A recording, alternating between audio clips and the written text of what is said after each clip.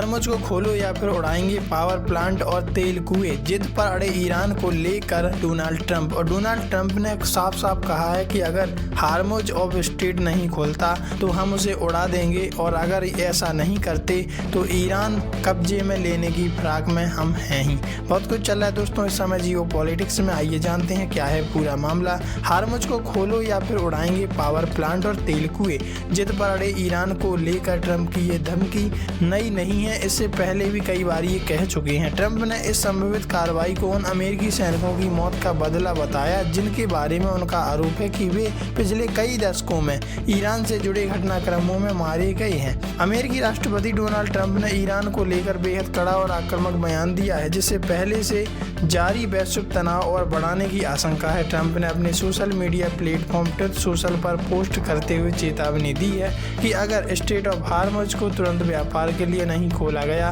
तो अमेरिका इस क्षेत्र में बड़े सैन्य हमले कर सकता है। अपने बयान में ट्रंप ने कहा कि अमेरिका ईरान में नई और समझदार सरकार के साथ बातचीत कर रहा है और इस दिशा में कुछ प्रगति भी हुई है। हालांकि उन्होंने साफ तौर पर यह भी कहा कि अगर कोई समझौता नहीं होता और हार्मुज जल डमरू मत बंद रहता है तो अमेरिका ईरान के अहम ऊर्जा ढांचे जैसे बिजली संयंत्र, तेल के कुएं और खार्ग द्वीप को निशाना बना सकता है। राष्ट्रपति ट्रंप की नई धमकी।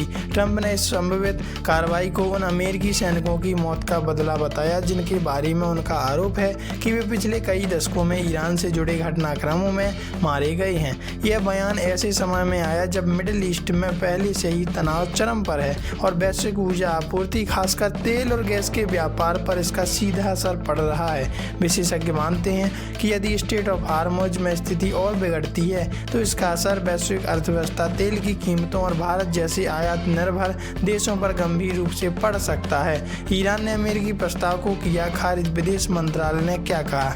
ईरान ने अमेरिका के 15 सूत्रीय प्रस्ताव को खारिज कर दिया है। यह जानकारी खुद ईरान के विदेश मंत्रालय के प्रवक्ता इस्माइल बगाई ने दी है।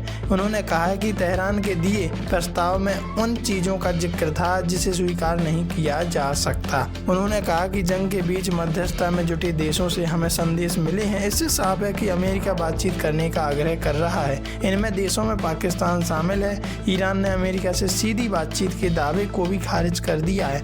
उन्होंने साफ किया कि केवल दूसरे देशों के जरिए ही संदेश भेजे गए। इससे पहले अमेरिकी राष्ट्रपति ने दावा किया था कि ईरान ने 15 सूत्रीय प्रस्ताव के कुछ पॉइंट्स को स्वीकार कर लिया। हालांकि अब ईरान ने उनके बयान को पूरी तरह से खारिज कर दिया और ये सिलसिला आखिर कब तक चलेगा ये तो आने वाले समय में पता चल जाएगा, लेकिन इतने जल्दी युद्ध तो रुकने वाला नहीं। ये तो आप अच्छे से जानते होंगे। वैसे आप इस बारे में क्या राय रखते हैं कमेंट में लिखकर जरूर बताइएगा। क्या जो कह रहे हैं डोनाल्ड ट्रंप वो सच में कर सकते हैं?